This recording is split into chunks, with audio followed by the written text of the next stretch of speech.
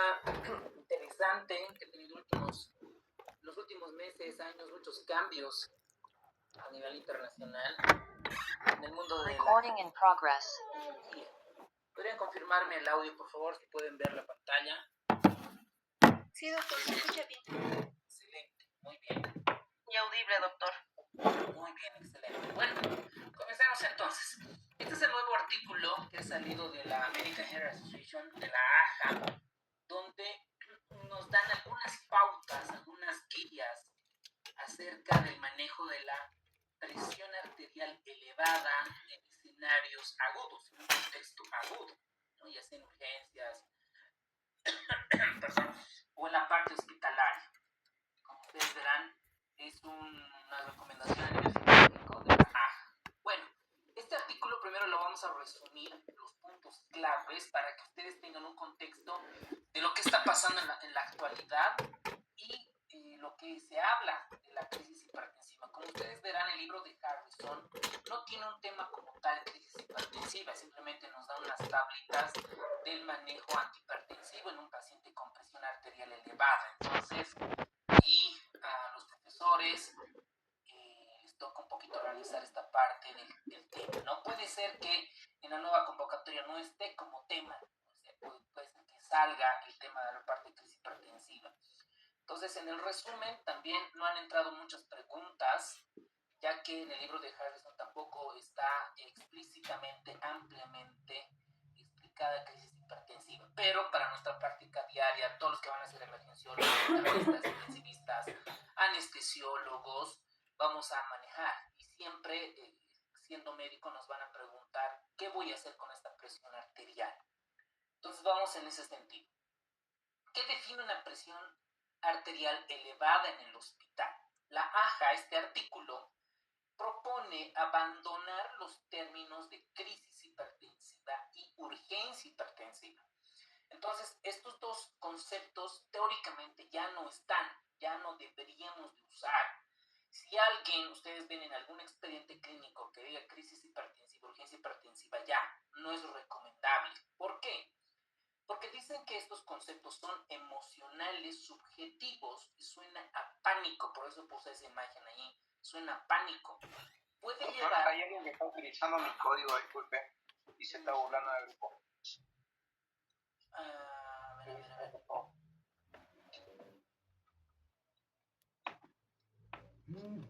Disculpe. 145. Sí, soy yo, Ariel.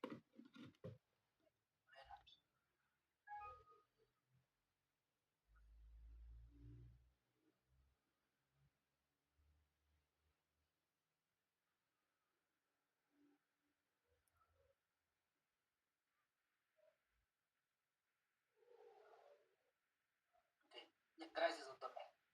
Bueno, les comentaba. Disculpe, 154 también está utilizando mi código. Ya, los van a sacar, supongo, los van a eliminar, no se preocupen. Disculpen, siempre en todo el mundo hay parásitos, ¿ok? Con todas las disculpas del caso, yo no sé qué se siente ser parásito, Bueno, la cosa es que no nos vamos a enfocar en los parásitos, ya los van a ir sacando del grupo y ya los vamos a ir identificando para ver los manejos que vamos a realizar, ¿vale? Más bien, muchas gracias, súper cool, muchas gracias.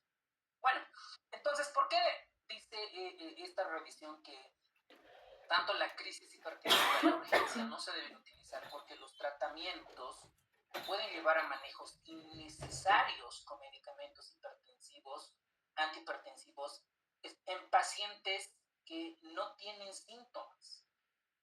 Entonces, por eso es lo que propone la AHA, usar terminología objetiva y precisa.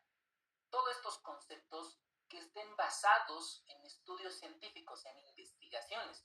Como ustedes verán, cada concepto, cada manejo está basado en investigación. Por eso ustedes, cuando estén estudiando, yo les recomendaría investiguen.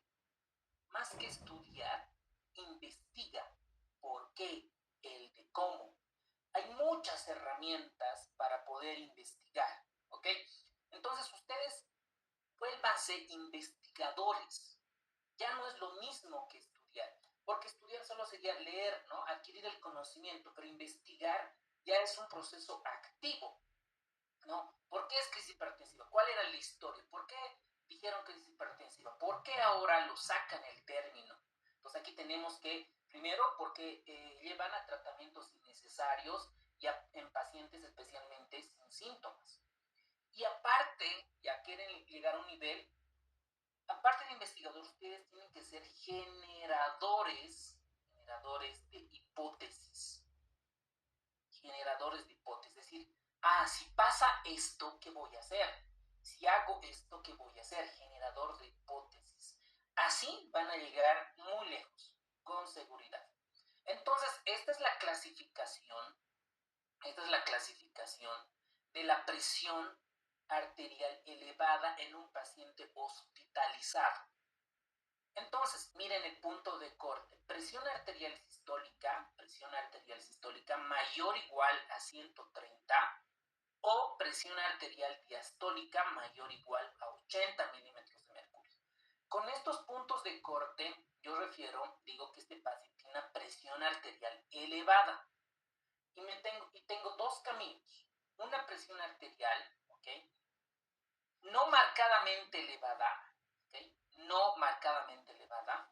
Y otra presión arterial marcadamente elevada.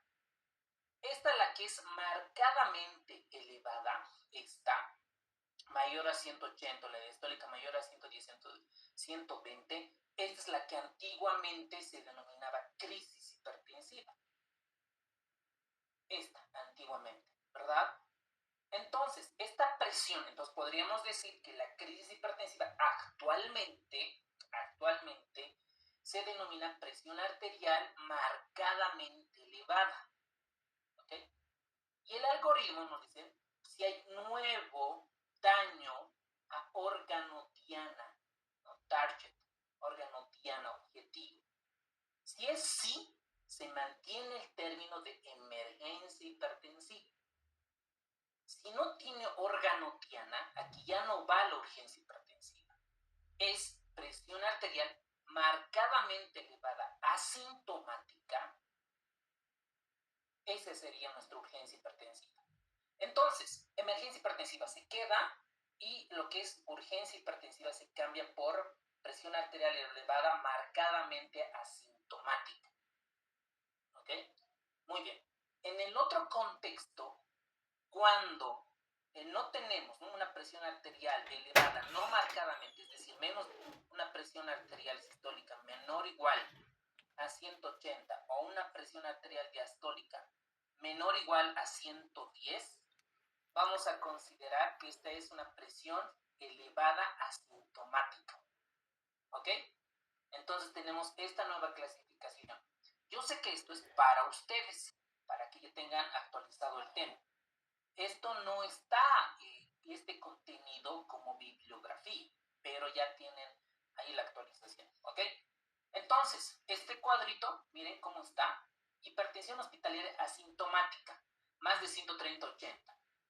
¿Hay síntomas? No hay clínica, ¿verdad? No hay clínica.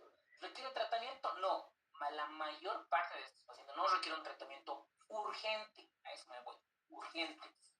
Si es una hipertensión hospitalaria marcadamente elevada, más de 180-110, no hay clínica. Acá tampoco el manejo es urgente. ¿Se acuerdan que antes era el manejo, había que darle antihipertensivos por vía oral? ¿No? Ahora no es urgente. Debemos observar y ver las causas. Y la emergencia hipertensiva, esta es la que se mantiene. Mayor a 180-110 o 120 la diastólica, aquí tenemos el órgano blanco dañado, el órgano diana. Esta sí requiere tratamiento antihipertensivo y el tratamiento antihipertensivo es intravenoso. ¿Okay? Como en medicina, nada es absoluto, nada es 1 más 1, puede ser 3, puede ser 5. Y dice el dato, dice, ojo importante, cuando tenemos una presión de 180, 110, 120, no es un umbral absoluto, totalmente de acuerdo. Es posible, hay alguien que está despistado.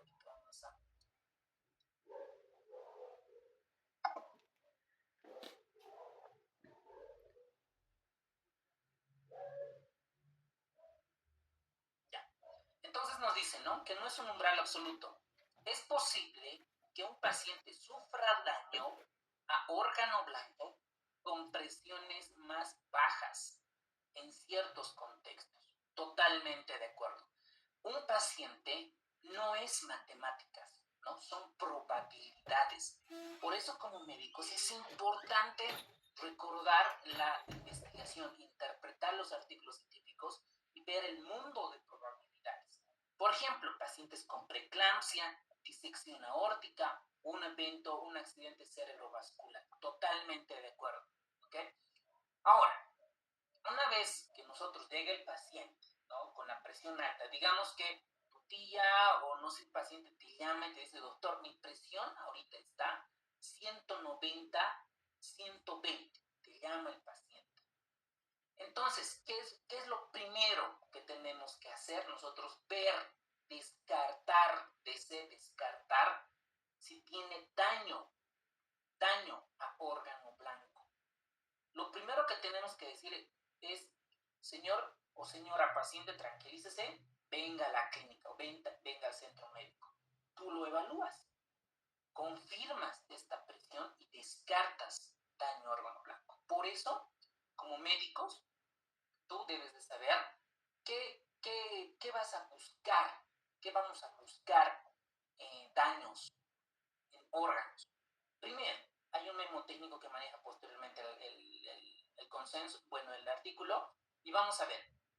El órgano blanco o el órgano diana se refiere al efecto agudo y dañino de la presión arterial elevada.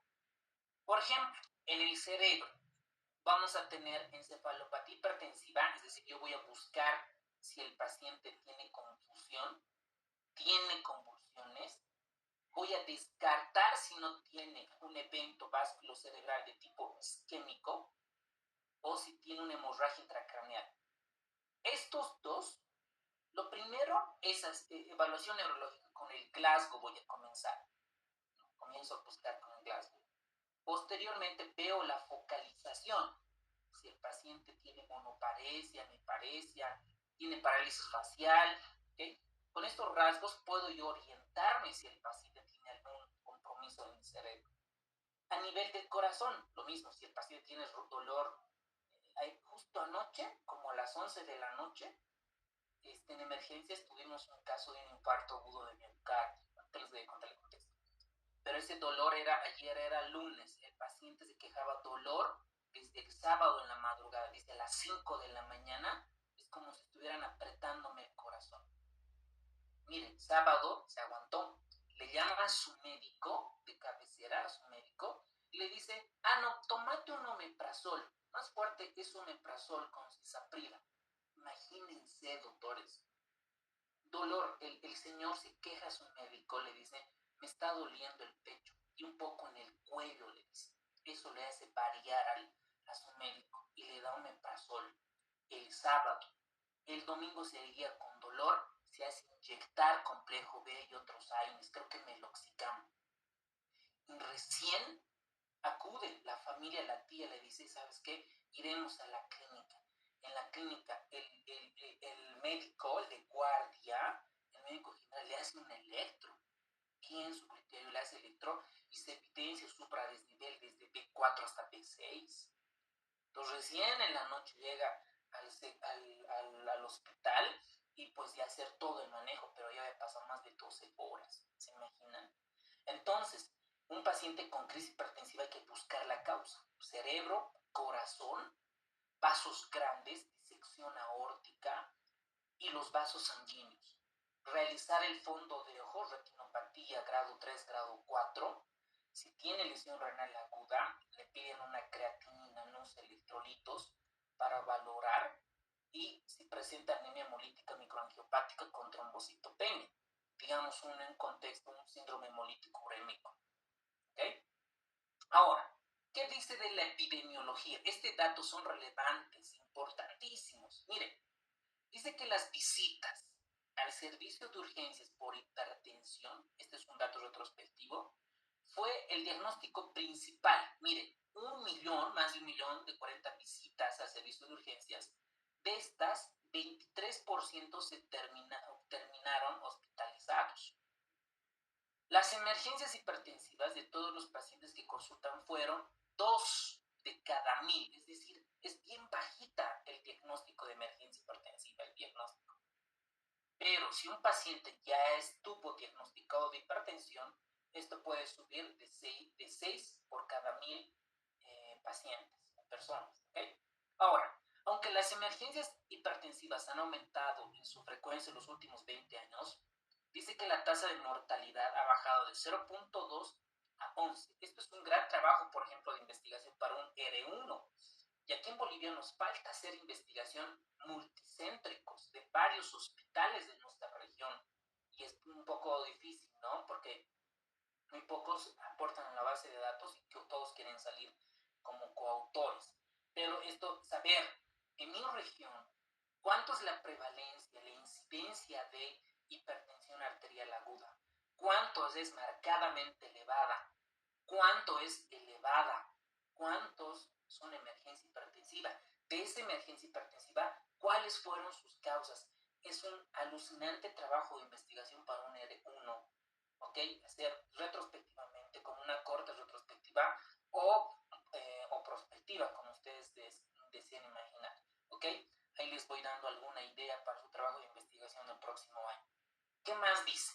Que la presión arterial elevada asintomática en hospitalizados, miren, esto en la clasificación es mucho más frecuente que la emergencia. Ven una revisión sistemática de 9 estudios y ven que más de la mitad, del 50-72% de los pacientes, presentaron presión elevada asintomática, ni siquiera marcadamente elevada, ni siquiera emergencia. Lo más frecuente es esto, la presión arterial elevada asintomática. ¿Quiénes son más propensos? Los adultos mayores, nos pregunta el examen, adultos mayores, específicamente los afroamericanos, los pacientes que tienen comorbilidades. ¿Qué tipo de comorbilidad? Paciente con diabetes, paciente con enfermedad renal crónica o paciente con alguna patología cardiovascular. En esos pacientes es más frecuente que se presenten estas enfermedades. ¿Ok? Ahora, ¿qué factores afectan la precisión de la presión arterial en un paciente hospitalizado? Primero, que el tamaño del manguito sea incorrecto, ¿no? Que sea muy pequeño. La posición del paciente, que esté acostado, que esté sentado o con las piernas cruzadas. La altura del brazo. Lo ideal es que esté el manguito en la altura del cuarto espacio intercostal. Entonces, ¿no? Cuarto. Pregunta para ustedes. Cuando uno realiza electrocardiograma B1, B2, ¿no? Se ponen ahí los chuponcitos. ¿En qué zona? ¿Cuál es la parte, cuál es la zona anatómica donde se ponen? Pueden activar su micrófono, autores. El B1, ¿dónde se pone en el paciente? B1, B2. Bueno, doctor, sería entonces en el borde interno, ¿cómo sería? En el borde lateral derecho del esternón se coloca el B1, en el borde lateral izquierdo se coloca el B2. Ya, ¿entre qué espacio intercostal? Entre el cuarto espacio, no, entre el Claro. segundo. El cuarto espacio. Cuarto espacio, no lo dudes, cuarto espacio. ¿Ok? B1. Espacio, líneas para esternales derecha e izquierda. Exacto, muy bien. Entonces ahí en el cuarto espacio, lo mismo es para el manguito. Para el manguito es lo mismo. A ese nivel debe de ir, a esa altura debe ir el manguito. Y el tipo de dispositivo, ya sea automático, auscultatorio o arterial, esos pueden afectar la precisión de la arteria, de la toma de la presión arterial. Una es la validación y calibración del equipo. ¿Okay? Por ejemplo, a nivel del mar, a nivel de la altura, ciertos equipos médicos cambian. Entonces tienen que calibrar. Lo mismo pasa en estos casos. Paciente, por ejemplo, que tiene dolor por alguna causa, va a hacer que la presión arterial eleve por la frecuencia cardíaca. Un paciente que tiene ansiedad, lo mismo. Entonces, miren el artículo científico, lo que menciona es que en un estudio de Reino Unido 36 de cada 100 mediciones hospitalarias se hicieron con manguitos mal ajustados. Entonces es frecuente ese error. Muy bien. Ahora, comparación de los métodos de presión arterial. Aquí tenemos la más, ¿cómo les digo? La más ideal, la mejor, la que tiene mejor precisión, es la toma de presión arterial por línea arterial. Probablemente muchos de ustedes no hayan visto, ¿no? Los que van a ser anestesiólogos, intensivistas, cirujanos cardiovasculares, van a realizar, ¿no? Aquí se pone con la test de Allen, en la arteria radial se pone una agujita, va a un transductor automático y esta va con una presión y esto se conecta a un monitor y se toma la presión arterial. Es continuo, todo el momento está tomando la presión arterial. Entonces, esto es con una precisión más alta. Por eso es ideal instalar una línea arterial si realmente tienes un paciente con una emergencia hipertensiva. Luego está el oscilómetro automático y el auscultatorio manual, que esta es la que nosotros normalmente en la práctica diaria tenemos. Y aquí podemos tener errores de interobservador, que depende de la técnica que nosotros vamos a usar. ¿Okay? Además, el artículo refiere que esta presión arterial elevada depende de varios factores. ¿Okay? Depende de factores de pacientes y factores hospitalarios. Dentro de los pacientes puede estar la condición clínica, un paciente con sobrecarga hídrica, por ejemplo, un paciente con enfermo renal crónico que no fue a su hemodiálisis, está con sobrecarga, nos va a aumentar la presión arterial. Pacientes con feocromocitoma, pacientes con tormenta tiroidea, pacientes con hipertensión crónica no controlada, o incremento de cortisol o niveles de catecolaminas. Estos van a hacer que se eleve la presión arterial. Lo mismo en la parte hospitalaria, ¿no? Si el paciente tiene dolor, ansiedad, estrés, alguna otra enfermedad, que el paciente no haya dormido, por ejemplo, ¿no? Uno cuando tú vas a hacer turnos y solo has dormido media hora, una hora, por ende tu presión va a estar elevada. A los que hacemos turnos, sabemos que esas horas que no dormimos no lo vamos a recuperar nunca. Y eso es un factor de riesgo. Y ya se sabe, ya se ha demostrado que las personas que hacemos turnos viven menos que las personas que duermen 8 horas. Eso es parte de la fisiología, ¿no? Por eso en algunos lados, en Estados Unidos y otros países, se prohíbe realizar turnos de 24 horas. ¿Ok? Muy bien. Ahora, ¿cómo se lo aborda? ¿No? Un paciente llega con una presión arterial elevada, más de 130-80 milímetros de mercurio, se define la severidad de la presión arterial elevada. Entonces, tenemos no marcadamente elevada y marcadamente elevada. Si es no marcadamente elevada, ¿cuánto es nuestro punto de corte? Menos de 180, menor o igual a 180 o menor o igual a 110, o 110 o 120 diastólica. ¿Tu mamá?